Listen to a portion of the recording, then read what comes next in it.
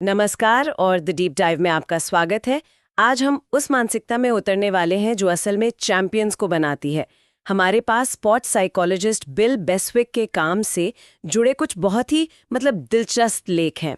तो आज का हमारा मिशन सिर्फ ये जानना नहीं है कि वे क्या करते हैं, बल्कि ये समझना है कि उनके दिमाग के अंदर क्या चलता है, वे खुद को कैसे तैयार करते हैं, दबाव में बिखरते क्यों नहीं, और वो कौन से मानसिक औजार इस्तेमाल करते हैं जो उन्हें दूसरों से अलग करते हैं। बिल्कुल, और ये बात सिर्फ एथलीट्स के लिए नहीं है। नहीं, ये एक तरह का मेंटल ऑपरेटिंग सिस्टम है जिसे कोई भी अपनी जिंदगी में अपना सकता है, बिल्कुल। चाहे वो ऑफिस हो, रिश्ते हो या कोई भी पर्सनल गोल।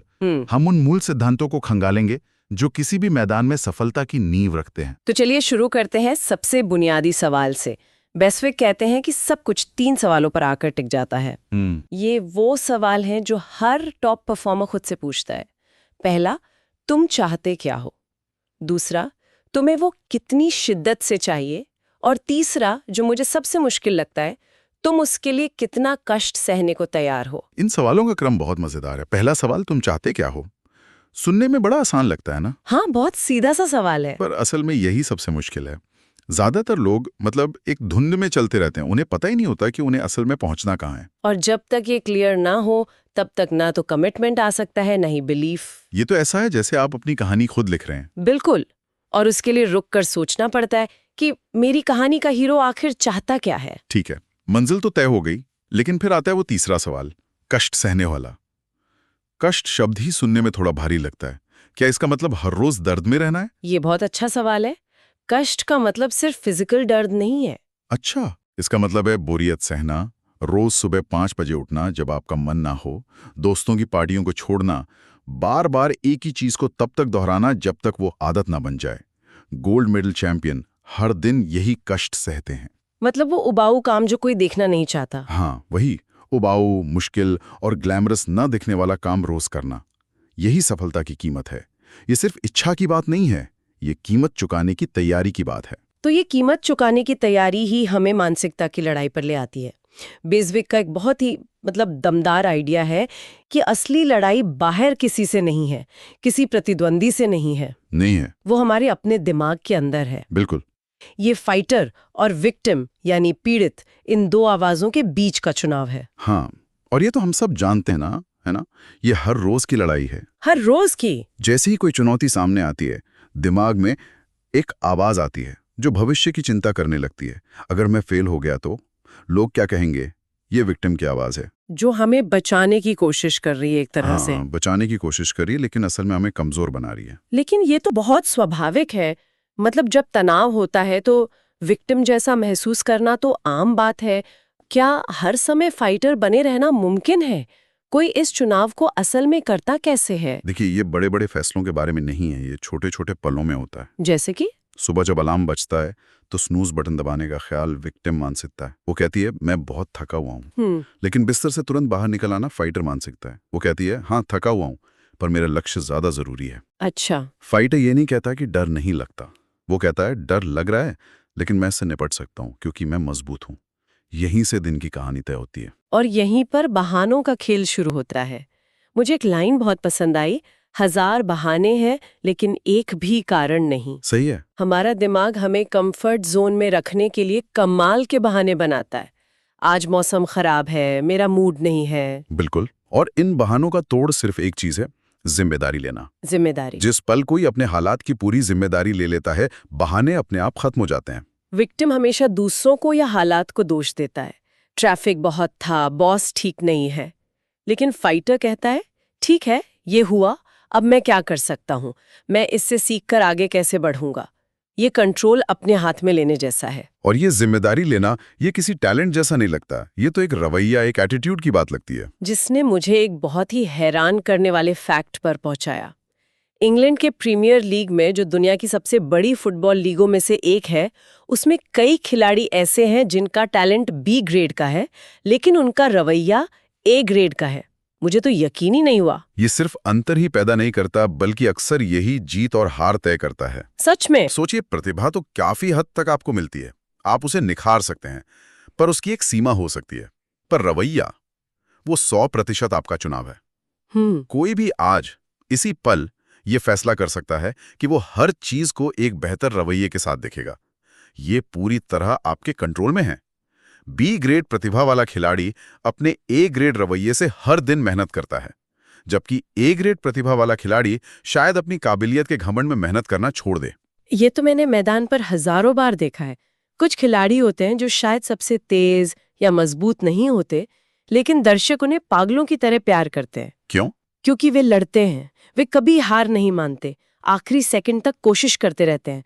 और फिर कुछ ऐसे खिलाड़ी होते हैं जो भगवान का दिया हुनर लेकर पैदा होते हैं, लेकिन उनका रवैया इतना खराब होता है कि वे टीम पर बोझ बन जाते हैं। और अंत में कोच या मैनेजर उसी खिलाड़ी पर भरोसा करता है जिसका रवैया अच्छा हो। हाँ, क्योंकि दबाव में वही काम आएगा। बिल्कुल। प्रतिभा आपको खेल में ला सकती है, लेकिन रवैया आपको खेल में बनाए रखता है। ठीक है, तो रवैया बहुत जरूरी है, लेकिन क्या होता है जब आपका ए ग्रेड रवैया भी काम ना आए और आप बुरी तरह फेल हो जाएं? इसके लिए कोबे ब्रायंट की कहानी मुझे बहुत दिलचस्प लगी।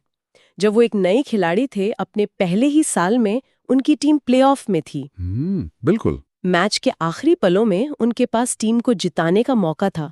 उन्होंने 3 शॉट लिए और तीनों चूक गए। तीनों? सोचिए जरा उस 18 साल के लड़के पर क्या बीत रही होगी। पूरी दुनिया देख रही है। खेल के बाद वो बेंच पर बैठे थे। सबको लगा कि वो टूट चुके होंगे। हाँ, शायद रो रहे होंगे। एक रिपोर्टर ने उनसे पूछा, कोबे, आप बहुत भयानक महसूस कर रहे होंगे।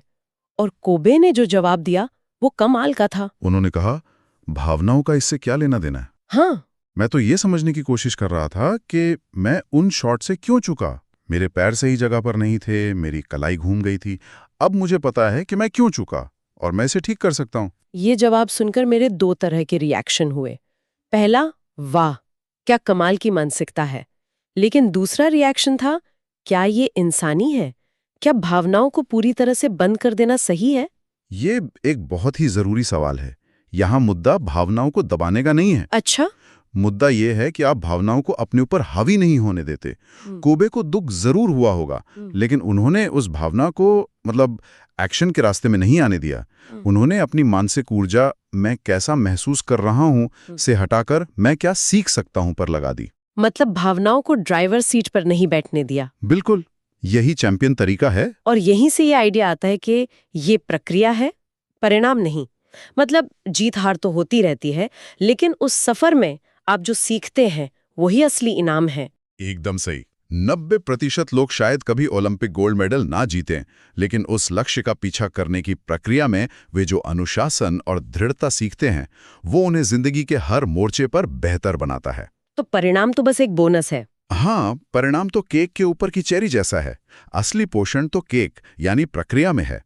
जो लोग सिर्फ परिणाम के पीछे भागते हैं, वे असफल होने पर टूट जाते हैं। और जो प्रक्रिया का सम्मान करते हैं, वे हर असफलता से और मजबूत होकर निकलते हैं। बिल्कुल। और ये तैयारी हमें आज के आखिरी और शायद सबसे शक्तिशाली आइडिया पर लाती है, हावी होने के लिए प्रशिक्षण। ये तैराक और एडम पीटी के अनुभव से आता है। उन्होंने फैसला किया कि वो सिर्फ जीतने के लिए ट्रेनिंग नहीं करेंगे, बल्कि इतना हावी होने के लिए करेंगे कि रेस वाले दिन जीत एक औपचारिकता लगे। हाँ, ये 5 स्तरों वाला कॉन्सेप्ट है। बताइए जरा। पहला स्तर है सिर्फ उपस्थित होना। मतलब आप जिम चले तो जाते हैं, पर आपका दिमाग कहीं और है, बस शरीर वहां है। दूसरा स्तर, प्रशिक्षण के लिए उपस्थित होना। आप वहां जाकर जरूरी काम करते हैं, जो कहा गया उतना कर लिया, बस।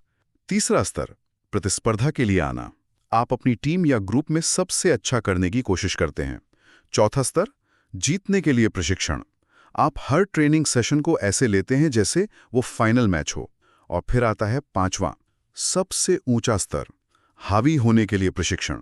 Train to dominate. ये 5वां स्तर मुझे बहुत दिलचस्प लगा। लेकिन ये एक ऑफिस में काम करने वाले या एक छात्र पर कैसे लागू होता है? क्या इसका मतलब 18 घंटे काम करना है? नहीं, बिल्कुल नहीं। इसका मतलब है काम की क्वालिटी और इरादे से। अच्छा। हावी होने के लिए प्रशिक्षण का मतलब है कि जब आप किसी मीटिंग की तैयारी कर रहे हो, तो आप उस विषय को इतनी गहराई से समझते हैं कि कमरे में मौजूद कोई भी व्यक्ति आपसे बेहतर उसे नहीं जानता। जब एक छात्र परीक्षा के लिए पढ़ता है, तो वो सिर्फ पास होने के लिए नहीं, बल्कि उस विषय का मास्टर बनने के लिए पढ़ता है। ये एक अलग ही लेवल की दीवानगी है। एडम पीटी ने यही किया।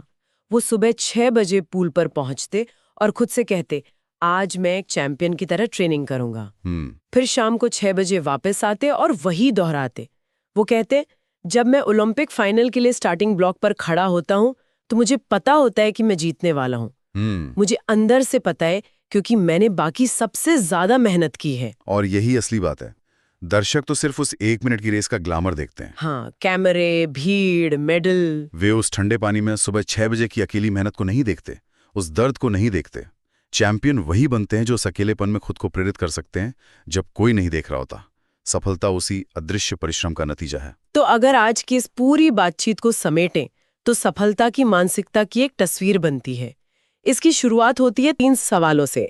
ये जानने से कि आप क्या चाहते हैं और उसकी क्या कीमत चुकाने को तैयार हैं। सही है। फिर आता है हर चुनौती का सामना एक फाइटर की तरह करने का चुनाव। इसके बाद ये समझना कि आपकी प्रतिभा से ज्यादा आपका रवैया मायने रखता है। बिल्कुल। फिर असफलताओं से सीखने की कला, और अंत में सिर्फ जीतने के लिए नहीं बल्कि हावी होने के लिए तैयारी करना, ताकि सफलता एक उम्मीद नहीं बल्कि एक नतीजा बन जाए। बहुत सही कहा। ये सब हमें याद दिलाता है कि हम सब हर दिन अपनी जिंदगी की कहानी लिख रहे हैं। हमारा हर फैसला, हर एक्शन उस कहानी का अगला पैराग्राफ लिख रहा है। और इसी सोच के साथ हम अपने श्रोताओं के लिए एक सवाल छोड़ना चाहेंगे। सवाल ये नहीं है कि क्या हम अपनी कहानी लिख रहे हैं, क्योंकि वो तो हम सब लिख ही रहे हैं। असली सवाल ये है, आज आप अपनी कहानी का कौन सा पन्ना लिखने का चुनाव कर रहे हैं, एक फाइटर का या एक विक्टिम का।